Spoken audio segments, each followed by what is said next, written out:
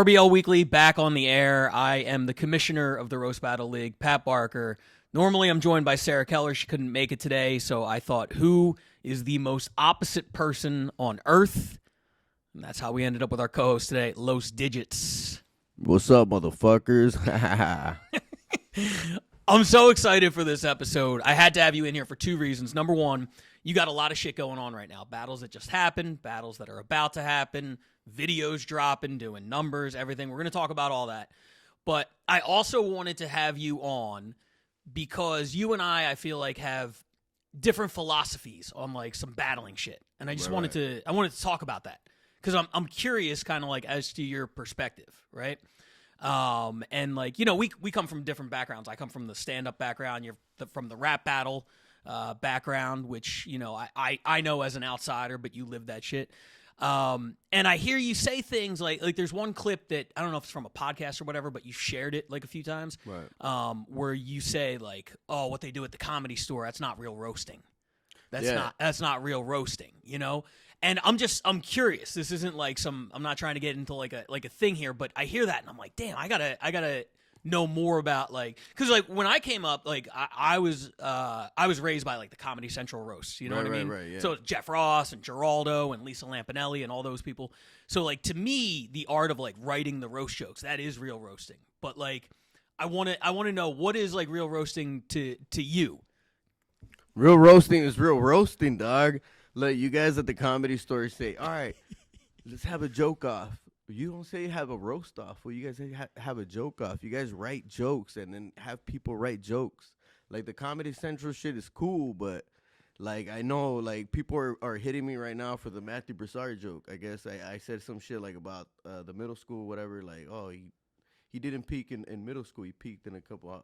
He didn't peak in high school. He peaked in a couple middle schools. Yeah. And now they're saying Matt Broussard wrote that. Nah, dog, he didn't even write that. If he didn't write his own jokes for that battle, I bet. Dog, he couldn't even remember them. Did he coming out swinging immediately? That's what I fucking love about you. But did he do like a similar? Is that what people are saying? Well, I watched it after everybody was like saying like, oh, he still. It was two people said it, dog, but it got to me. I was like, I'm gonna watch it now, dog. Yeah. So I watched it.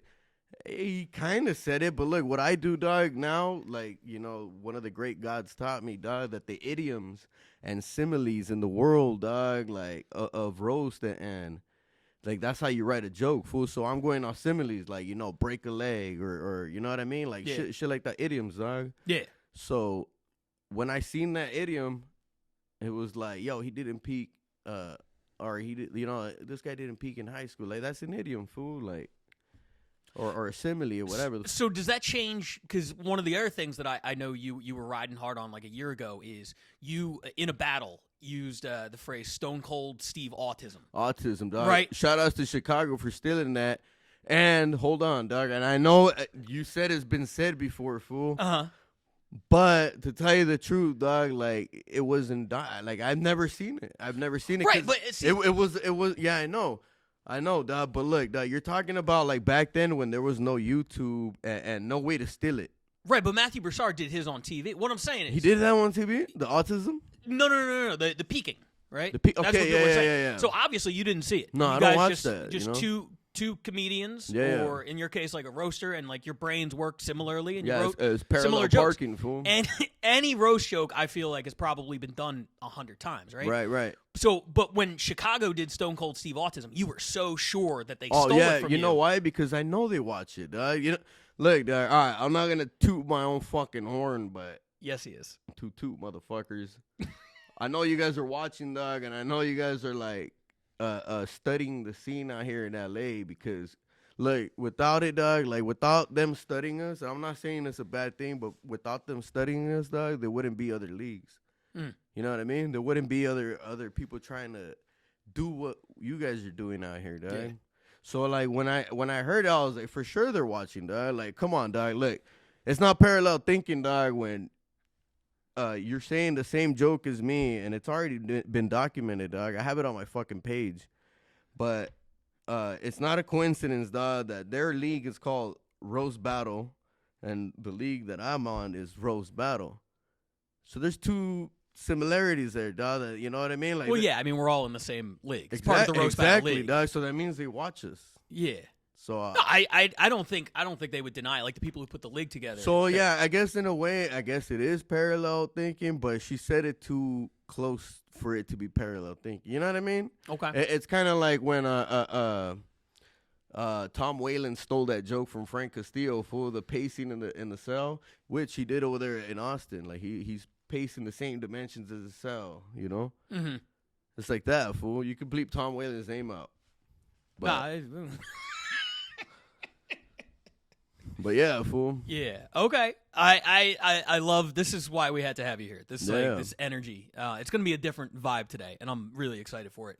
We'll get into all the like nerdy shit breaking down the battles because I know you're like a fan of sort of like the art of, even though you're not so much in like the joke writing world, although you're using a lot of literary devices that people use Idioms in joke writing, idioms, similes, right? Yeah. And in that way, it's similar to battle rap, right? Yeah. But I feel like you're still like a student of the game. Oh yeah, hell like on one hand, you're just like, nah, fuck it, I just like say whatever, you got this whole thing. But you're as much of a student of the game as anybody, right? Yeah. I study it, dog. I study this shit like a sport, dog. You know what I mean? Like, I'm looking at every battle. I show up to every Tuesday, dog. Like, I'm seeing who's saying what. Like, I can catch a joke, dog. If you say a joke in fucking Germany, dog, and I catch it, fool, I'm gonna be like, yo, that was used at the Comedy Store, fool. I know. Encyclopedia. I'm there. Yeah. Yeah. Like a ghettopedia, fool. Well, one thing, and we'll keep a lookout for it today because I feel like every time we do this podcast, either Sarah or I will catch one, and I don't think any of them are stuff. I mean, some of them might be. I don't know. I just think it's more like there are certain ones like American History XXL, Carrot Bottom, where you just hear it 1,000 times, and it's like I don't think if somebody was really studying it, they would be like, oh, that's been done 10 times. It's played out. You know what I mean? But I'm sure we'll come across like some of that today. I'm curious to get your thoughts on the different cities because we just did Austin, and you're going to be battling Chicago coming up, so we'll be talking about all that. Well, technically, I'm going to be battling Salinas, California, fool, because that guy's a transplant, or as we like to call him here in Los Angeles, a vegan trans. I wish the only thing that's missing is he can't kneel because it's like he'll fall off camera. If he can kneel after the jokes. I am kneeling right now, fool, with my head. Hell yeah. Hell yeah. I have a feeling you got a lot of shit to talk on that guy, your opponent, coming up. But I won't, though, April because 20th. I'm saving it for April 20th, motherfuckers. All right. Well, we'll talk more about that in a minute. Let's start. Let's get into the 5 battles this week. These are the top 5 battles from around the RBL. We're going to start with the number 5 battle this week. This comes to us from New York. New York was number 1 last week. This week they clock in on the back end of the countdown at number 5. This is Ian Levy versus Grant Moore. Let's check it out.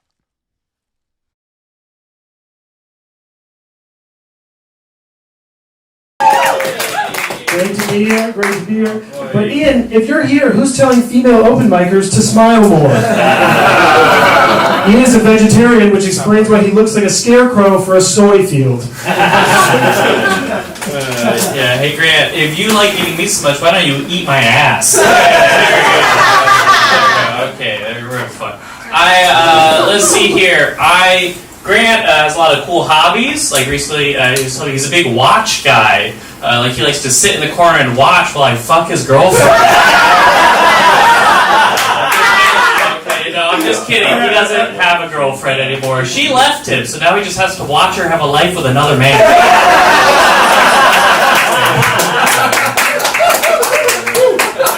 Okay, we said that one was off the table, but...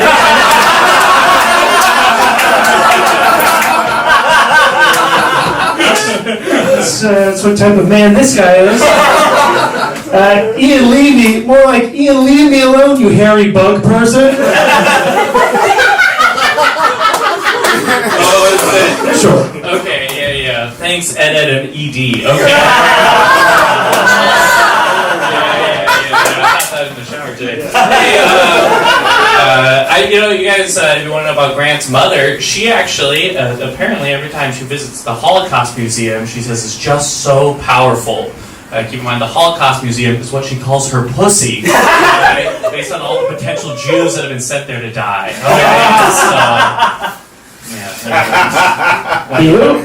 That was gross. Ian lost his virginity at 23. Yikes! He could have lost it years earlier, but he had to wait for his girlfriend to turn 18.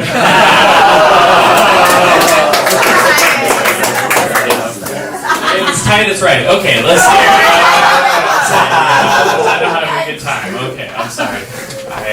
I'll say this, guys, I don't know if you know or not, but Grant's homosexual father killed himself with a gun.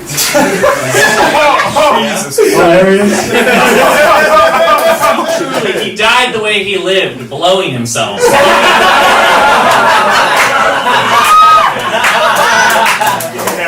Or he saw your set. Ian is a little bit of a reverse Pinocchio. He looks like a real boy became a bag of pubes.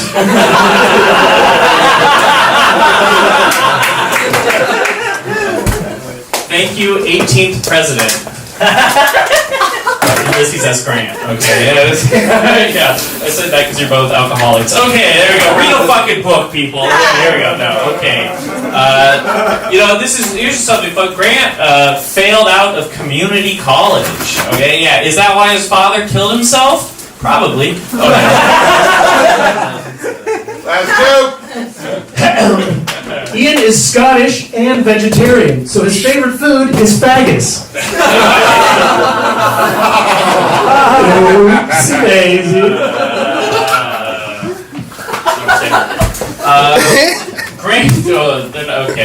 Grant's biggest regret, he told me, is not reaching out to his father sooner.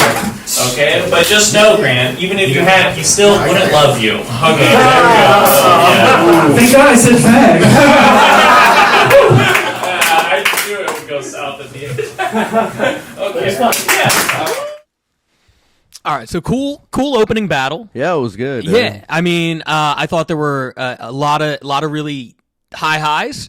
There were a couple of misses. Thank you, 18th President. Might be the worst thank you. Ulysses S. Grant, fool. I just learned something new today, fool. Right, we're learning, which is nice. Not laughing. Roast battle is about the learning, dog. Absolutely. What'd you think overall? Yo, man, I really think like that guy attacked him a little too much on the dead dad, but it was fucking hilarious, dog. Yeah. I think the Menendez brothers, dog. I know these motherfuckers be talking like personal shit, dog, but that's one of the personal like battles, dog, like where you see it and you're like, oh, these fools are going deep. Yeah. And like the deeper they go, dog, it's like the more awkward it is for them. But for the crowd, they love that shit, dog. Well, I know that's always been a thing for you. I think from my conversations with you, you feel like, nah, it's not about. I think the example you gave was like, he wet his pants back in the second grade. You hate that shit. You hate the research shit. You would prefer to go more like surface level. Yeah, like he wet his pants yesterday, fool. Like shit like that. You know what I mean? Like to me, the personal shit is like not. It sucks, fool. Like I mean, asking somebody because I'm pretty much writing your joke for you. But the way these guys did is like they fucking knew each other. Yeah. No, I hear that. To me that shit was hitting hard. I wasn't a fan of like the look like jokes because they look identical. Yeah. But that's a lot of the New York and Chicago stuff. No, you look like. Yeah. Yeah, just in that case because they looked exactly the same. Oh yeah. Like that always gets me when like two people are dunking on each other for like you look like a pedophile and it's like you look just like he does. Yeah, you know what I mean? But like overall, I thought that was really good. I wanted to ask you, and this goes along with kind of the idea of like digging deep and everything like that. There was one joke where he talked about the guy's girlfriend leaving him. Right. And then he was like, we said that was off the table. Like that just shows what kind of guy he is.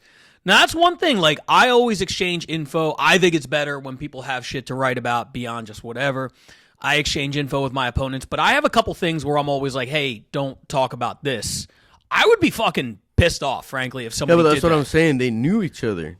Because there's no way I'm going to tell you that personal, like, secret or whatever, dog. I'm not going to be like, hey, tell me something about you, and then, like, you tell me, like, hey, my girlfriend left me, but don't say that on stage. Right, but no, but, like, I'll give you an example. Okay, so my son has autism. And whenever I exchange info, and that's public because we're not hiding it, you know what I mean? Right. Like, I'm a dad, so I'm posting videos and stuff on Instagram. I'm open about the fact that he has autism. I'm super proud of all the progress he's made and everything. But yeah, when we exchange info, I go, hey, my son has autism. Don't talk about that. Right. You know what I mean? So anybody who does any digging into me would be able to find that out, and I'm not ashamed of it. It's just a matter of, like, you shouldn't be talking about my son's like condition. That's just, I give people a lot of other shit to talk about, but that particular one, I'm like, don't fucking talk about that, right? Yeah. I guess that's one of the things. Like some things are off the table, but like when you're dealing with the motherfucker, like Julian tried to like, I'm gonna just say Julian Fernandez tried to like threaten me by saying my real name on stage, and he goes, if you call me can I say it? Sure. Without offending the crowd, dog. He said, if you call me a him Okay. instead of a they or them, I'm going to use your real name on stage. I'm going to tell them what your real name is. So as soon as I came off the gate, dog, like, it wasn't nothing for me, like, yeah, ass off the table, because I know everything's on the table at one point. Like, these motherfuckers, if they're real battlers, dog, they're thinking, like, I'm going to kill this fool. Yeah. So off the gate, dog, when I came out, I fucking grabbed the mic and I say, what's up, motherfucker? And I said my real name. And my opponent just looked at me like, oh, fuck. Now I got no fucking, Yeah. Like, I got no leverage now. Yeah, I dude. took his leverage away, dog. Clarence parents have a real nice marriage. There you go, dog. Yeah. 8-miled his ass, fool. I 16-miled that fool, dog. You know what's so funny? I was there for that one, and like without knowing any of the background, it was just super awkward to have you come out and be like, my name's Edgar. And Yeah. everybody was like, all right, cool.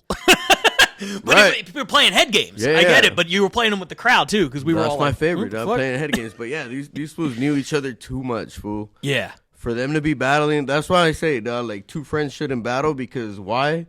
Like, at the end of the day, dog, you're gonna have to, if he's your fucking roommate, dog, you're gonna have to go home to your fucking roommate, dog, and talk about, their dead parents and their dead brothers and their whatever, dog, whatever the fuck they went into, their girlfriends leaving, dog. Yeah.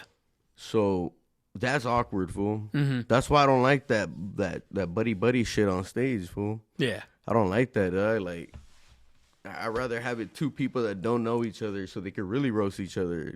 On some yo mama shit. Right. Yeah, for sure. But, like, see, like that, fool, like, it was bad for them, but for the crowd, it's just like, yeah. Oh yeah, I mean It's it like was two gladiators going at it. Like, like, say if you know the other gladiator, dog, and they put you in the fucking pit. yeah. The audience doesn't give a fuck if you know each other for 20 years. Now they're going to be like, cut his head off. You Yeah, know what sure. I mean?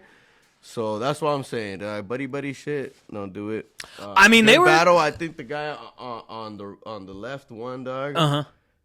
I don't know their names, but Yeah, Ian and Grant. I honestly couldn't tell you which one was which. I think Ian was on the left. I remember Grant because when I was out in New York a couple weeks ago, I judged a battle at the New York Comedy Club, and Grant was there.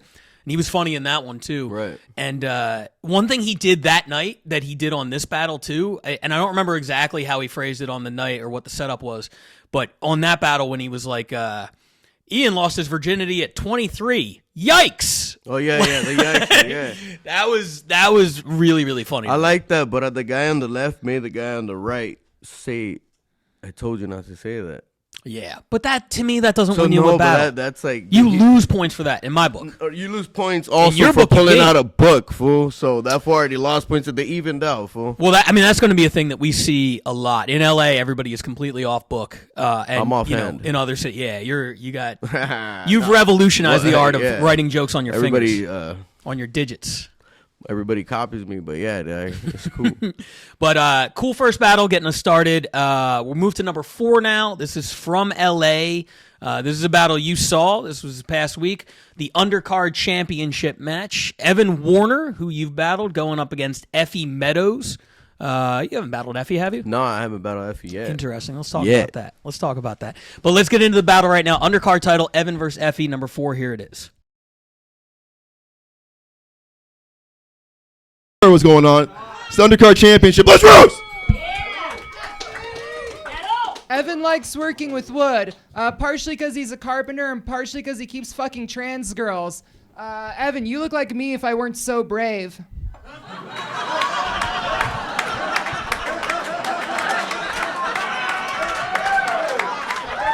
Coward. I am a carpenter by trade, so I can help you remove your wood. Effie is trans, which you could tell. Effie looks like one of the Monty Python guys playing Britney Spears now. Give it up. Give it up for my opponent, the wallpaper from Panera Bread.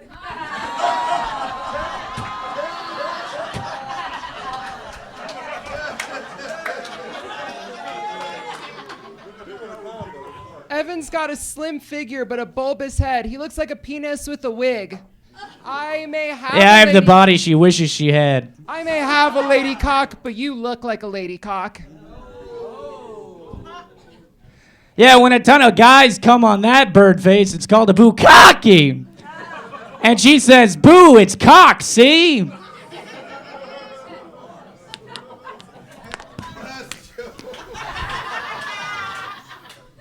Thank you very much, Brokeback Mountain Dew.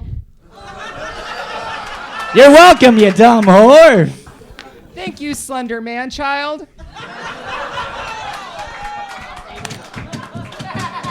Evan, the only way Evan can get off is if he ties up his girlfriend and then lays her on train tracks. It's how he gets his Red Dead erection.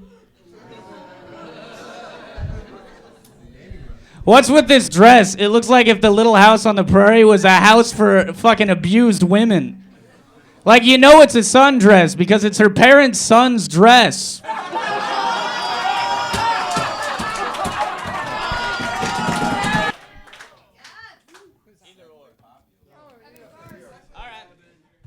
Today, Effie texted me and asked me if I was circumcised. Yeah, I'm cut, but she wants to be cut all the way. Evan looks like he shoots up schools with finger guns because he's too scrawny to pick up an AR-15. Fuck! All right, so that was number 4, undercard title. We got a new champion, Effie Meadows, taking the belt. Watching it back, in the room, it felt pretty close. Watching it back, I thought Effie clearly got it in regulation. Evan's last choke hit really hard. But there was a lot of, and you were asking me earlier about like the idea of like double tap jokes. Right, yeah. And do I like them? And I said, I like them when done well. And I feel like that battle had a lot of jokes where they tried to sneak in 2 punchlines and only 1 hit.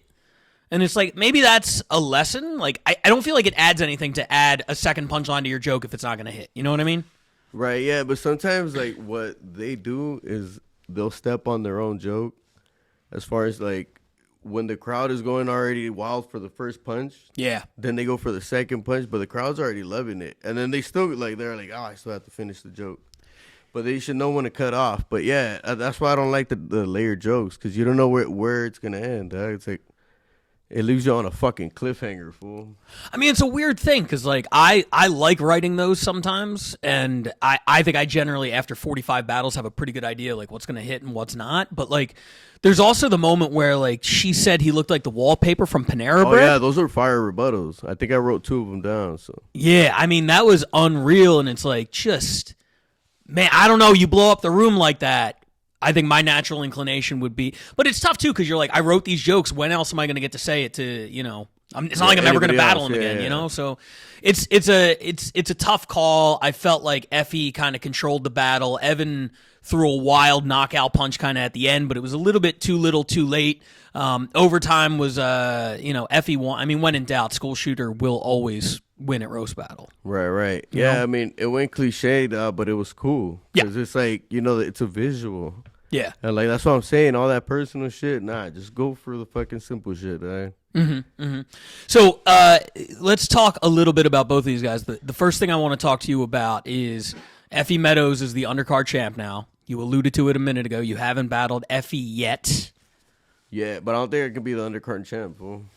I was going to ask you about that because you know, people are coming up to me who have been doing main events for a few months now and being like, yo, let me get in on that undercard belt.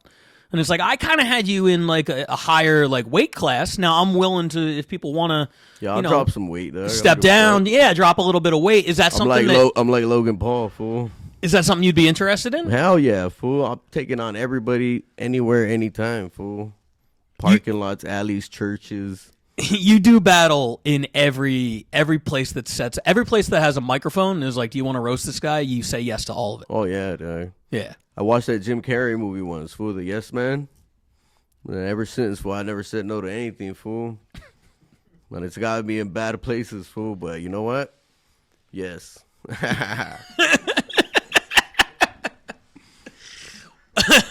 What would be your strategy against Effie? Against Effie, dog, just aim low, if you know what I mean. I think I do. Now, Evan, you guys had a fucking killer battle at Jam in the Van a couple months ago. They just dropped the video yesterday on YouTube and Instagram. You can check out Jam in the Van on either of those. Their comedy channel on YouTube has the full battle, and then Instagram has sort of like a chopped up kind of thing. And I was wondering how you would translate to sort of like that quicker, like Instagram style. Yeah. Those quick edits. And people are fucking loving it, dude. Like 250,000 views in the first couple days. Almost all of the comments really positive, which is like crazy because it's the internet and they don't like anything. They really liked you guys. I think a lot of people tell me, dog, they're like, oh, that's like my cousin, fool. Like, you remind me of my cousin or like somebody I know, you know? So I'm like, I just talk shit. That's what roasting is. So I'm telling you, motherfuckers, jokes versus roast, fool. Like, if you're real and like, you know what I mean? If you don't sound up there like a fucking robot, dog, and you're doing you, the people are gonna like you, dog. Like every time I lose, dog, like Fools Gone Wild says this, dog. They go, even when I lose, I win. You know what I mean? So it's like every time I lose, I win, fool, because I'm gaining a new crowd. And it's about entertainment. For sure. It's about jokes, but it's about knowing how to roast. And also, I would say in L.A., you say like a lot of people are like, oh, you remind me of my cousin or whatever. I would say in L.A., a heavy Mexican population. No, that was in Ohio, fool. There's a lot of people who look like digits. Yeah. And not a lot of them are at the Comedy Store roast battling. You're kind of like they're doing filling this niche. Doing real crimes, dog. Yeah, right? Shout outs to my cousin, dog. Got $50 for a Cadillac converter. You say a Cadillac converter? Cadillac, fool. I'm Mexican. What has the response been like to that video, the Jam in the Van thing? Are you feeling the love? Yeah, right I'm feeling the love, dog. A lot of followers, a lot of people like messaging me, dog. Like, you should have won. Like, all right, fool. I'm not here about the politics, fool. Like, but yeah, dog, there's a lot of love, dog. Especially Jam in the Van. Shouts out to them, dog. 420, dog. We're coming back, fool. That's right. LA versus Chicago. We're gonna talk more about that. Well, it's LA. Well, for me, it's LA versus Salinas, California. You're big on that shit. I remember the first time we did LA versus the Bay, and you and I got into this big argument where you were like, you got people representing LA who aren't even from LA. They're not even from LA, dog. I'm like, yeah, but Kobe wasn't from LA. He put on the Lakers jersey. Like, that's the team, right? But that's like showing up to like a spelling bee, dog, and it's like United States versus like Mexico, China. You know what I mean? Like, and then you know, for the American team, dog, you just have a bunch of like Mexican people, and they don't even know how to speak English, but they're like, you train them well. You know what I mean? Uh-huh. So that's what I'm saying, fool. Like, nah, fool. Like, if they're not from LA, they're not from LA, fool. They're from. You can put Boston on there. You can put fucking Uruguay. I don't care, fool. But it's like, how are you gonna represent a city you're not from? Where are you from? I'm from Indio, California, fool. All right. But I'm California. Okay. I'm LA, dog. I'm LA as hell. So how long do I have to live here before I can rep LA? Never. Never? Nah, just kidding, dog. Fuck. Come on, A long man. time. How long have you been out here? I'm coming up on 10 years. All right, you're officially a motherfucking Hell yeah. LA gang Let's member, go. fool. Let's go. You belong to us now. It's about goddamn time. All right, well, let's get off of LA and get into. I can't wait to see your reaction to this. This is our only international battle this week. This comes to us from London. London has been knocking out some really killer battles this year. This is my latest one that I really enjoyed. This is Shalaka Kurup, I hope I'm saying that right, versus Josh Faulkner. I'm pretty sure you didn't say it right. Nah, probably not. Let's check it out.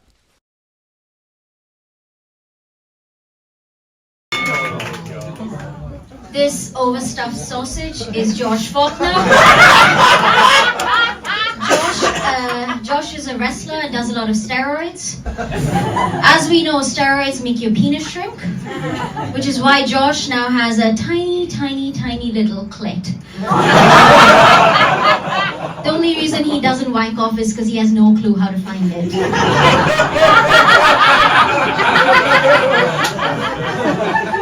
I'll be giving Shalaka my steroid dealer's number after the show for some growth hormone.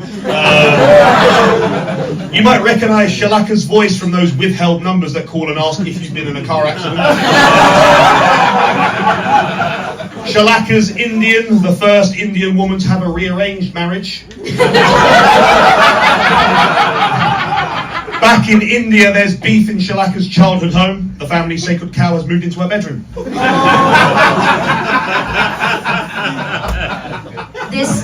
This sentient brick is George Faulkner.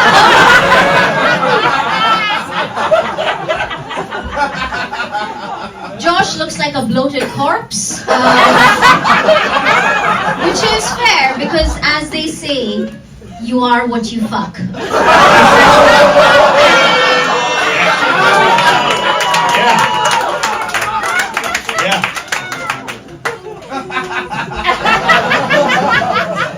And those corpses have more life in them than Shalaka. Shalaka was a compulsive liar at school. She'd tell lies in hopes of being accepted by the prettier girls, saying things like, "That caretaker also touched me." Shalaka was popular amongst the boys at school as she was able to teach them how to shave. She was a very hairy little girl. When she was born, the doctor handed her dad scissors to trim Shalaka's beard, then the umbilical cord. This Estonian milkmaid is George Faulkner.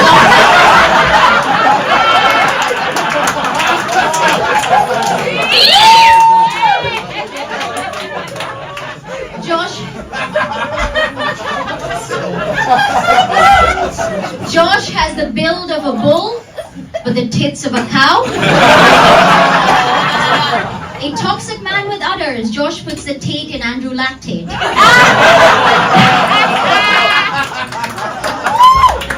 I'll be considered sacred where Shalaka comes from.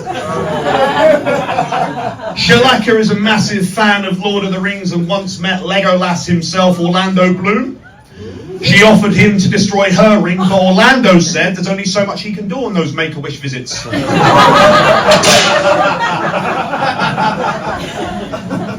This is Josh Faulkner, London born and inbred. Josh's mom suspected he was gay because he didn't like football, but she knew he was gay when she found him with his dad's cock in his mouth.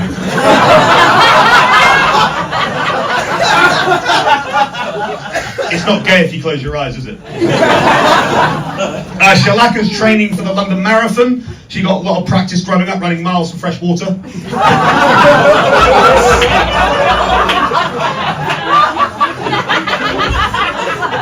Why is Shalaka doing the London Marathon?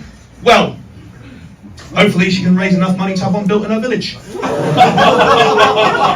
Shalaka's marathon trainers are actually a gift from her family. They make several pairs a day in the sweatshop. Too many stereotypes. This septic tank is Josh Faulkner.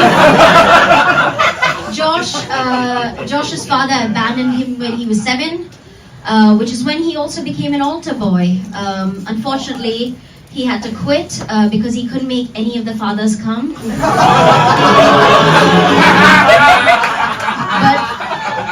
man, is he good at making fathers leave.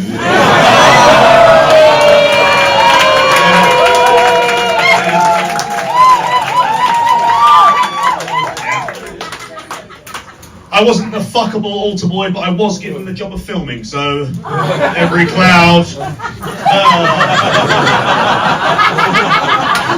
Shalaka has a degree in trains. She didn't graduate with a 2-2, she graduated with a choo-choo.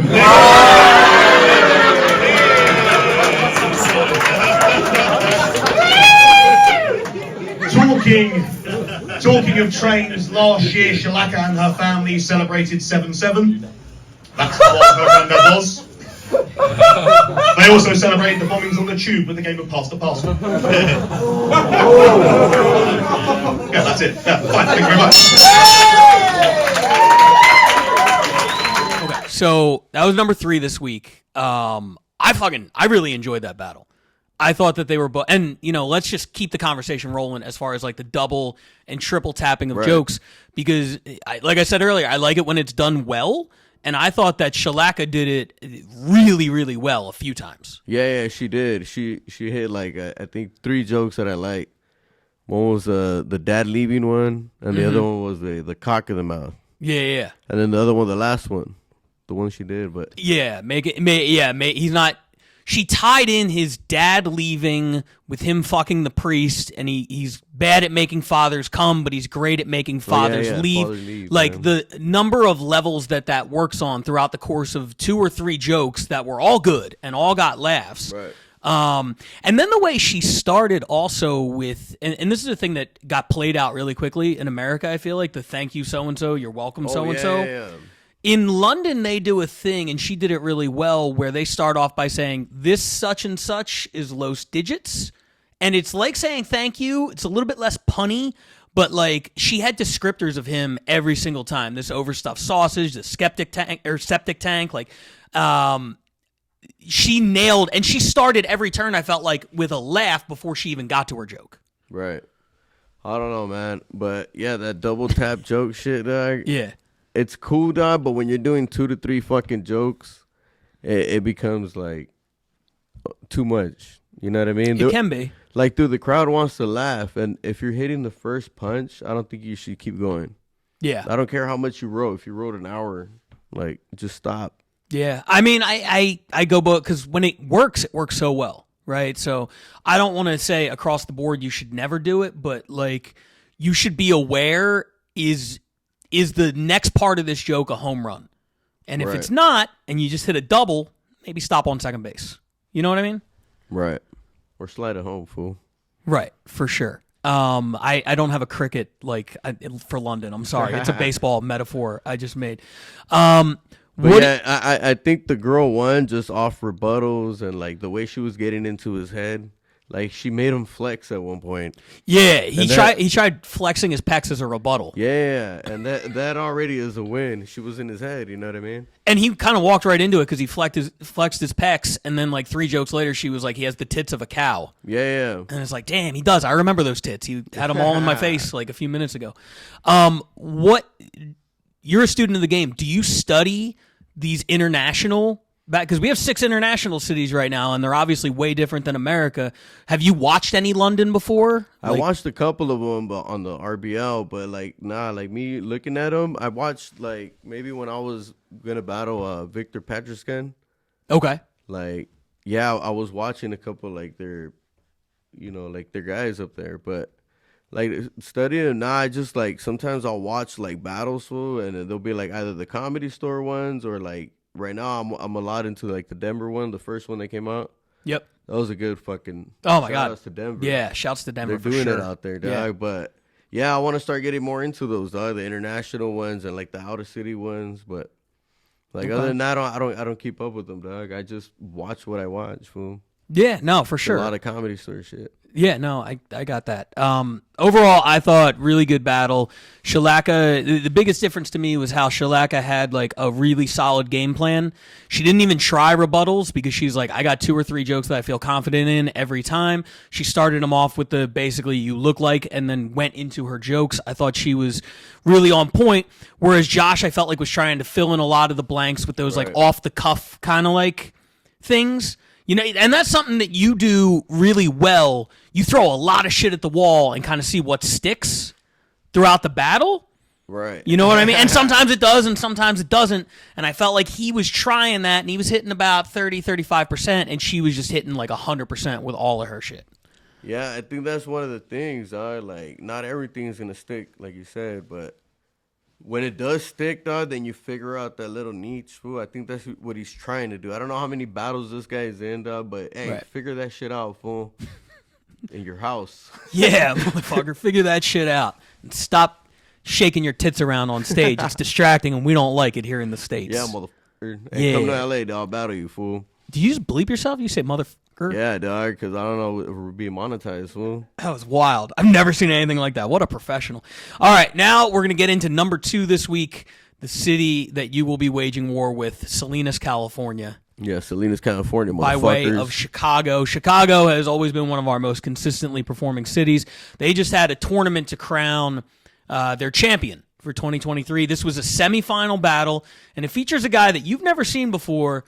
It has a little bit of Digits vibes. So I'm curious to get your take on this and talk a little bit about the upcoming Jam in the Van event. This is number 2 battle this week. It's from Chicago. This is Tito, just Tito, versus Katie Kincaid. Here it is. Battle. 3, 2, 1. Roast. Look at this empty bottle of Rosé O'Donnell.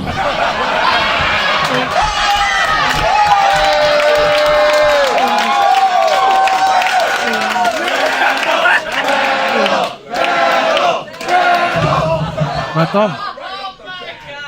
Katie, you look like when you drink, you turn into the final boss at a wine mixer. All right. Thank you, Weird Al Smack-a-Bitch. Guys, Tito looks like a TJ Maxinisa that's done prison time. He's a real Cole's Cash Me Outside looking ass.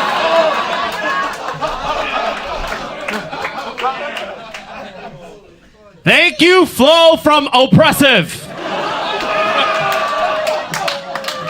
Bitch, you better insure your jokes. Dude, the only black people you see are the ones you pushed out of their neighborhood.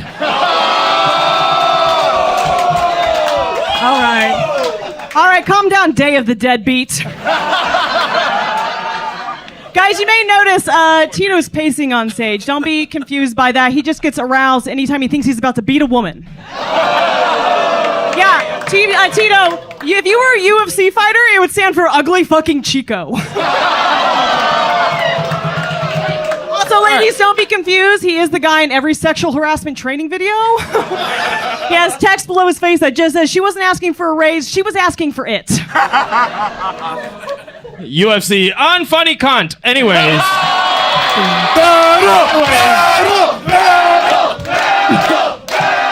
Bitch, you would still lick it. I would.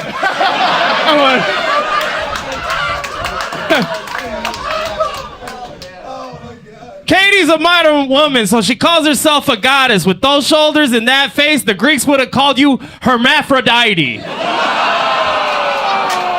Yeah, I like to work out. Tito likes to work out too, but the Boys Town Planet Fitness because guys can pay $10 a month to come inside. So Tito's actually 40 years old. Yeah, he doesn't look like it, which is actually what he says about most 15-year-olds. Yeah, the only TV credit that Tito has is To Catch a Predator, Miami Beach edition. Thank you, Alanis Morincest. She's so white, she's from a town in Indiana called Lebanon. And every year, they host a festival called Bring Back the 50s, which she celebrates by hosing down the marching band. It's funny because Tito's dating a white woman, and we know he can only get off by calling her daddy's little colonizer. So Tito actually... Okay. Tito looks like he would be avoided even by a college campus diversity photographer. Yeah, it's hard to photograph the guy that looks like a clearance rack male gigolo. Thank you, Billy No Stylish. You look like a pair of mom jeans fucked a laundry basket.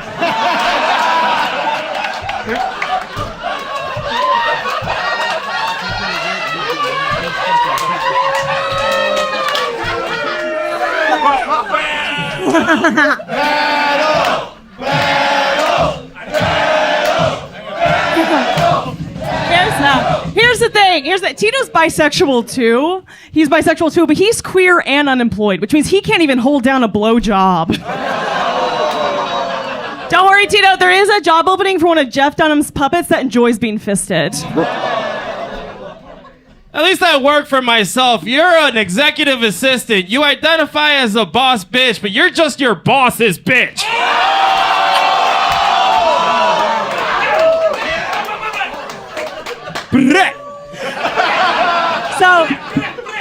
Tito likes to work out. You can tell because he doesn't have a dad bod, but he does have a fatherless figure.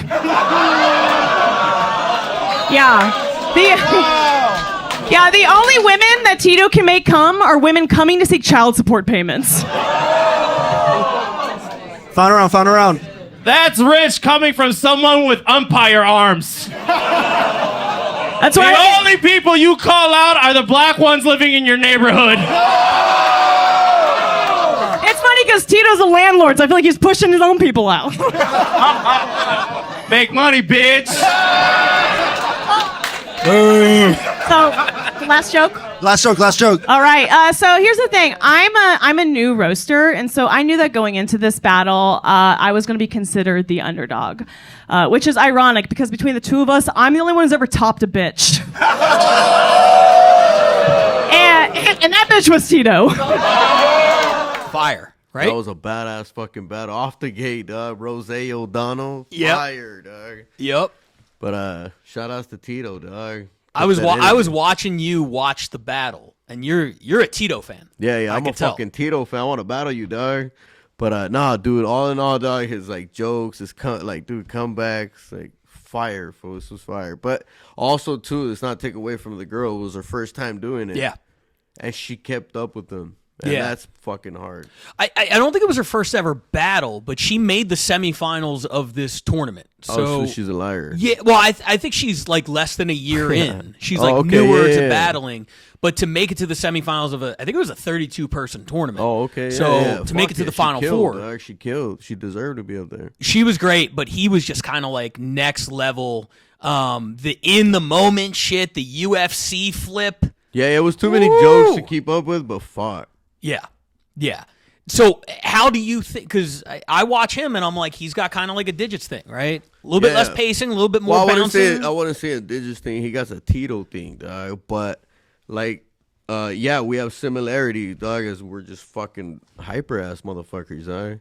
Yeah, you know what I mean, you put us on stage, dog, we're gonna give you a fucking performance, and that's what I liked about this whole battle. They give you a whole performance. They really did. And one thing that I think, and it was very Chicago with you. What was the line? The lookalike. The looking ass. Yeah. I like that. And one thing that I like, they did have some personal shit in this battle. It was mostly just sort of like looks like kind of shit. Yeah. But I think the personal shit hits so much harder when you're not kind of like on your phone, right? Because if I'm battling you and I'm like, Digits grew up in Indio, California, then it's like I'm doing a book report. Yeah. But if I have my phone down and I'm just like, yo, Digits from Indio, it's like, all right, that's my boy. That's how I know that. Yeah. Right? Even if it's not, it just comes across that way. Does that make sense? More natural, yeah. Instead of you reading, it sounded like a robot. That's what I'm saying. Yeah.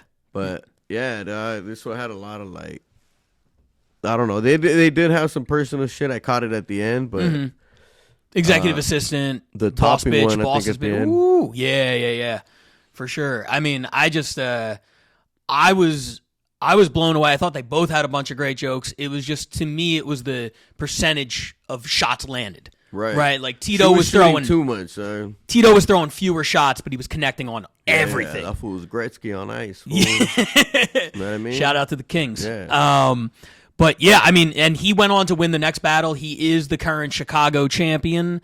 You know, you just went to Austin. Is a Chicago trip in line? Is that something we can make happen? Hell yeah, dog. And I'm not even talking all that bull. Bars right there. But yeah, I'm coming to Chicago. I got my eye on Tito now, dog. But I had my eye on Ken Flores, fool. Hey, yo, Ken, your name backwards is Nick, fool. Come at me, fool. Damn, dude. How does your brain work like that? It doesn't. So let's talk real quick about, you are battling someone from Chicago, Gabriel Alviso. Oh, yeah. What are your thoughts real quick on him? Because he's a guy who's been around Chicago. He battled Ken Flores. They had a classic last year that we watched on this podcast. Gabe is another interesting guy, very very bouncy, sort of like doesn't do like a lot of personal shit, a lot of you look like kind of shit. So I'm sure you've been researching him and getting ready. What are your thoughts on Gabe? Yo, man, he's a good battler, dog, but he has a lot of those look-alike jokes that I'm gonna catch him on. Okay. Because motherfucker, it's a mirror match, fool, and I'm gonna reflect like a motherfucker. Guy's done a lot of cocaine off of mirrors.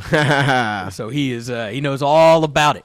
Now, I'm excited to see it. That's going down this Thursday. Yep, 420. 420, Jam in the Van. Make sure you follow Jam in the Van on Instagram, on YouTube, their new comedy channel. They're dropping full battles on the YouTube. They're dropping clips on the Instagram.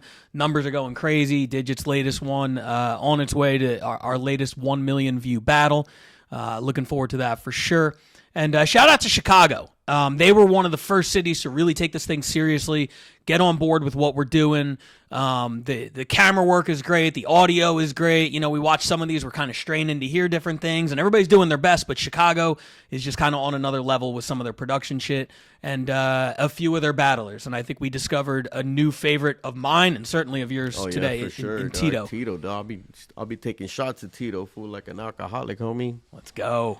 Let's go. And let's go right now to the number one battle. This was from the Comedy Mothership, Joe Rogan's new club in Austin, Texas. We were there last week. You battled on that event.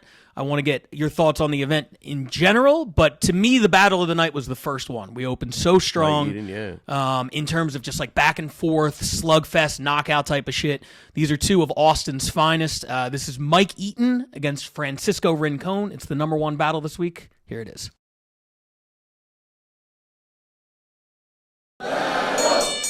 Let's roast! The names of these rooms in this comedy club are Little Boy and Fat Man. Somehow Mike managed to look like both. It has to feel weird roasting the raft your family came over on, you know? Feels weird roasting my high school bully. I learned enough English to be able to say what I've been thinking all these years. You're fat. This joke brought to you by Duolingo. If you don't understand what I'm saying, you can press 2 on your phone. Francisco, after meeting him, I'm pretty sure a Venezuelan is just a gay Mexican. Right? I can't tell if he's Pepe Le Pew or Speedy Gonzalez. Funny he says that. I don't know if you guys know this, but Mike's parents, they're racist and they do blackface. You told me that, remember? And he's the more woke version of his parents. Right now he's doing drag face. Fez got spicy, dude. He'll be performing at your local middle school this week. He's there for the mac and cheese. Francisco went to an all-boys Catholic school where he learned to drink wine and then put part of a man in his mouth. And then he would take communion. Mike, he eats greens, green M&Ms. Whopper. Green ice cream. This guy is a fat faggot. He does 6 words. He's using them, guys. Francisco's been fired from a lot of jobs. He was a zookeeper. He worked in a daycare. And he got fired from both of those the same reason, fucking the clients. I was wondering where the fat monkey was.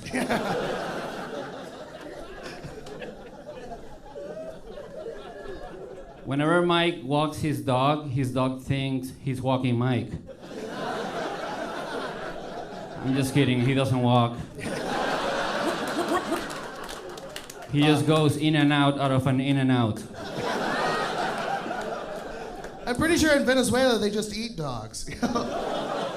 Francisco's mad because I've had more food this week than his whole country. That is true. I was hoping in a year you donate your leg for my family. I'll start with the foot. If you went to Venezuela, they will try to put an apple in your mouth.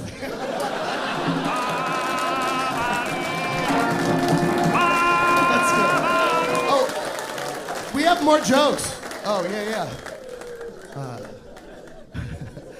Francisco's family spent their life savings to have him circumcised, which there is only like $6. But when his cousin molested him when he was 5, she said it was worth every bolivar. That's their fake money. I know it's not popular for a Latino to be circumcised, but it was Venezuela, and my mom was hungry. Let's go.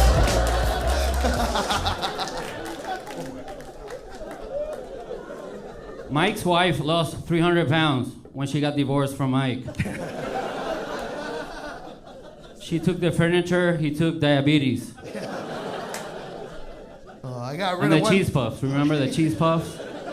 I grabbed him, dude. I got rid of one bitch to be up here with another, you know? Francisco also fucked another cousin. This is true, this is true. His sex life is like Fast and the Furious, because it's all about family. Are you from Birmingham, Venezuela? I don't know what that is. Mike is the type of guy when he walks into an airplane, everybody goes, fuck, I hope not that guy. I feel like the wall would have worked on you. That was 5. We've done 5. Oh, sorry. Or I've done. Yours keep going. I don't know when they're over. Should we make out? Yeah.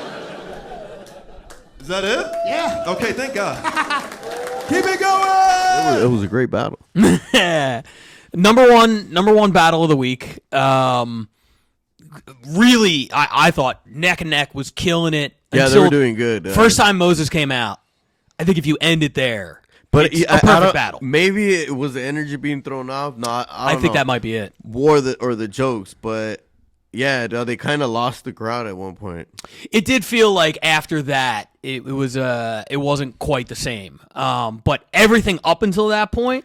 But honestly, when Moses came out, dog, I fucking thought it was like fucking 5 jokes and 5 jokes. They were doing a lot of rebuttals, a lot of back and forth. Mm-hmm.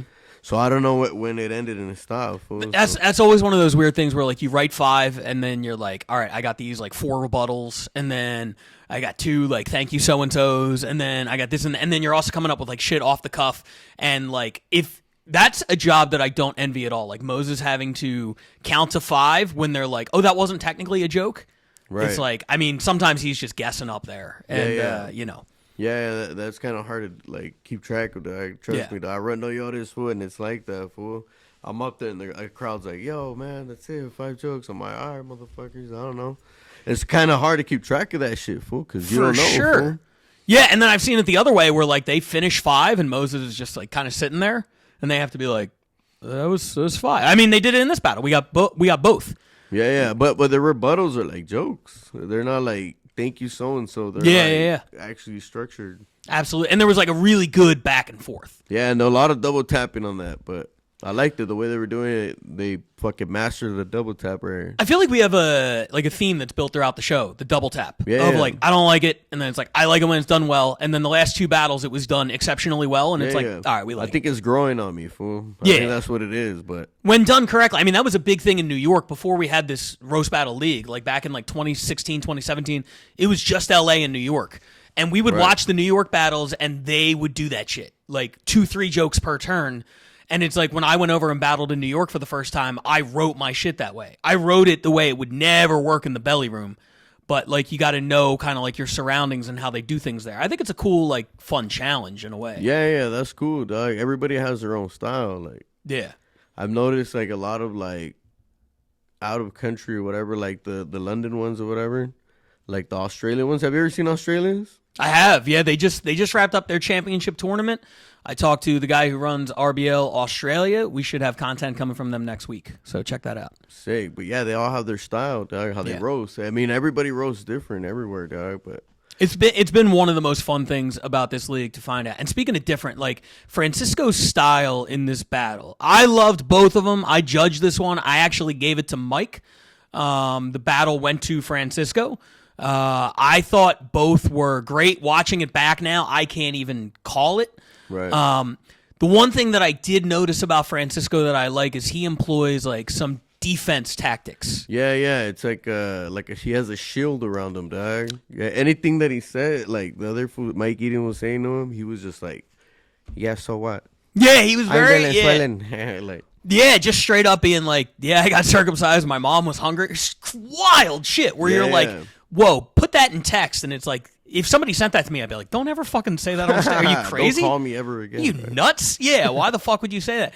And then, like, I loved when he tried to, like, craft a narrative at one point when he said something clearly untrue. I forget what it was.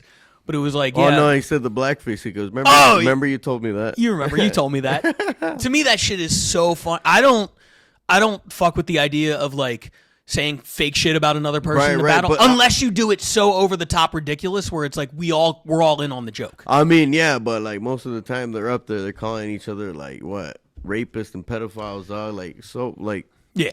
Where do you draw the line on that? For sure. No, you're right. You're right. I mean, it's a white guy thing. Like yeah, boring white guys. There's not a lot to say. I mean, I've been called everything dog on there. Yeah. But it's like, it's not that. It's just like, it's a visual for the audience. Yeah. No doubt. But I guess what I'm saying is like, I appreciate the wink and the nod of being like, hey, this is a ridiculous thing I'm about to say. We all think it's funny. We all know he doesn't actually do blackface. Yeah, but yeah, of course. Yeah. I mean, is that a fact?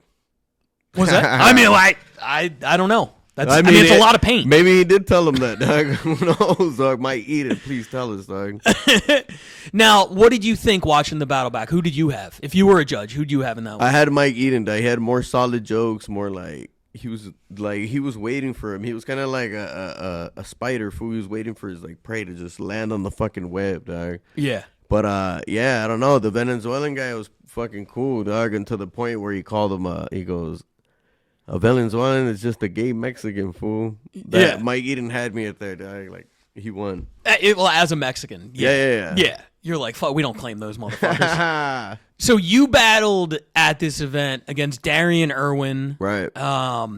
Wild battle. It was crazy because Darian very clearly did not research you at all. He did not watch any Digits battles. Right. Because he was completely flabbergasted by it. He had no idea what the fuck was going on. Yeah, dog. I felt like I punched him, like uppercutted him at one point, fool, because like he tried to come at me with the kneeling shit, but you know I already have rebuttals for that, dog. Like if you come at me with that, dog, you better hold on tight, fool, because I'm gonna rock you with some shit, dog. Mm-hmm. But yeah, dog, he tried to come at me with the kneeling joke, and I just rebutted it right back. You know, for sure. I mean, that was the knockout punch of the battle. The crowd also didn't know what to make of you. Right. It was an interesting experience from the judges' table, watching the crowd go all the way from what the fuck is this shit? Then they went through a period of we don't like this shit. Yeah. Then they went through a period of like, okay, a couple of those things were funny. And then by the end they were like, this motherfucker is a genius. Like, I don't know, what was that roller coaster like for you? Were you worried a couple jokes in when they weren't fucking with? Because let's be 100% clear here. They were not fucking with you at the beginning. Yeah, in the beginning they weren't fucking with me, dog. But I already have this like thing in my head for where I say fuck. That's why I come off flipping off everybody, dog. Because I don't give a fuck. Like I have a thing that I say, dog. It's only judge can guide me, fool. Like meaning you guys are only making me stronger with the bullshit you guys tell me, dog. Like you know you suck. Like your jokes suck. Like yeah, fool. Well, I'm gonna come back next time and fuck you guys up with the whole performance. So I'm gonna take you on an emotional roller coaster ride and then slam you at the end, fool. You know what I mean? Yeah. But yeah, that's what it is for me, dog. And I know everybody's been asking you, all the comics out here, about the mothership, about Austin. A lot of buzz about Austin's scene right now, the new club, everything like that. What was your experience there? What'd you think? Yo, man, it's fucking crazy out there, dog. You have hundreds of comedians out there. Like the Kill Tony line was like, I think like 200 people. It was just a lot of people there, dog, to do comedy, but I think that's badass. It's like a hub. Like everybody, it's like LA. Everybody's coming from different fucking places to do it, dog. Mm-hmm. And yeah, the scene out there is crazy. A lot of free comedy shows. I mean, open mics. A lot of clubs to do it. Yeah. And the people are fucking dope. And the barbecue's bomb. Barbecue's so good. I want to clarify one thing because we did the podcast from Austin last week, and it was the very first thing I did when I got off the plane. I went right to the studio, and I opened the podcast. I came out hot. I was like, I'm in Austin. Fuck this city. I hate the city. Blah, blah, blah, blah, blah. After spending a couple days there, I realized I hate South by Southwest. That festival. Been there, yeah. I battled there a couple times. The crowds have not been good. They've not been kind to me personally. Not a fan of the crowds. Not a fan of all the tech bro energy and everything like that. But to go out there this time and just experience the city and talk to people who live there who are like, no, you're not crazy. South by Southwest is the worst 2 weeks of the year. Right. We hate it. It makes this city unlivable. Damn. To go out there and see it this time just for what it is outside of that festival, I had a great time. So please, I'm probably going to be back in May. So don't hold that shit against me. I love it there. You guys are great. Yeah, we were also there Easter, so it was pretty fucking cracking. Yeah. They closed down the street. I don't know if they do it a lot, but they closed down the street, dog. Like, yeah, 6th Street is a good time. That's they wild. should call it 6th Street, fool. Because it's sick, fool. Hell yeah. Shout out to El Camino, best burgers I've ever had. Terry Black's Barbecue. What's up? We got to get a sponsorship from them. That would be sick. And shout outs to the guy selling samosas down on 6th Street on the corner in the tent. I saw a lot of people in tents around 6th Street, but I didn't know they had samosas. I thought they just I bought one lived off. there. Okay. Nice. So those were the 5 battles this week. Overall, what are your thoughts? Yo, good battles, a lot of double tapping. Straighten up your shit, dog. Straighten up your shit. All right, so let's close this episode by taking a look at the standings and the MVP race. Roast Battle League, this is week 5. We're going to run all the way up till November 1st. So there's a lot of time for movement in the rankings. But here's where we stand as of right now. London internationally jumps into the top spot with the number 3 battle this week, jumping ahead of Scotland. Now, as a reminder, 2 teams from each division will make the playoffs. That means if the season ended today, London and Scotland would be our squads. I don't know how much of the international shit you've seen, if you feel comfortable sort of making a prediction, but who do you see ending the season in those top 2 spots? Oh, man, dog. I'm going to have to give it to London, dog. They're a little bit more, like, with the shits, fool. They know, like, they studied us, fool, for sure. They know the game, dog. They got some good battlers out there. And one advantage is they run weekly. Like, a lot of the shows in the States run weekly. Internationally, we created it so, hey, if you run 1 a month, you could still submit 4 battles, but you're getting into the 3rd and 4th best battle of the event, whereas London has the ability to send us their best battle of the week every week. So definitely think that's going to help. I also love what Toronto's been doing. Didn't quite make the cut this week, but they're a new roasting scene, and I think that they're going to make some noise too. Let's check out also in the U.S., New York retains their number 1 spot. They had a big lead last week with 9 points, but now right on their heels, Austin and Chicago, both 1 point behind them. L.A., 1 point behind them. Bay Area and Denver rounding it out. We've got some heavy hitters in the States. Obviously, you're repping L.A. I'm going to be honest. I feel like thus far in the season, we have not been putting on the same level of battles as some of the other cities. I feel like it's been a slow start out of the gates for LA, especially in the belly room. Right now, New York, Austin, Chicago, all ahead of Los Angeles in the standings. What do you think? Hey, man, I think there's a lot of new talent coming in, dog. And I think once we figure out where that new talent is, dog, and their capabilities, fool, you're going to be able to put some good matches. But for right now, dog, yeah, those motherfuckers, like I said, dog, all these motherfuckers in LA, dog, they know how to roast, but over there, they know how to roast, fool. They know how to talk that smack up there, dog. Got it. I like that. But LA's going to win, motherfuckers.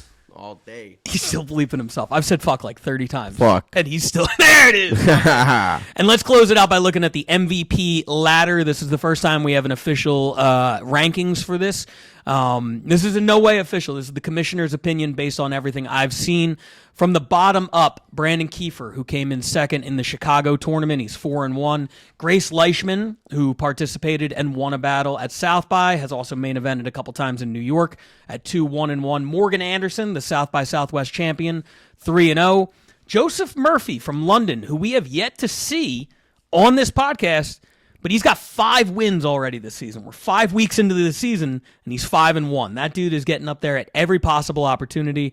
And then number 1, we saw him today, your new favorite, Tito, in the lead for the MVP race, 5-0 out of Chicago. Excited to see kind of what he does and everything like that going forward. So based on what you saw today, Tito, the guy to beat? Yo, Tito's the guy to beat, dog. If you can't come at Tito, dog, don't even hit up my inbox, fool. I love how you're like he's the guy to beat. Also, he is now my crony. If you want to face digits, you got to go through Tito first. Dog. Well, that's a battle I want to make happen this year. I would love to get you out to Chicago. I would love to be there myself to see it. So we might have to see what we can make happen there. Hell yeah. Appreciate you for joining us, checking out some battles. You're welcome back anytime, my man. Yeah, appreciate you guys. And appreciate you guys for watching it. We'll be back next week with more RBL Weekly.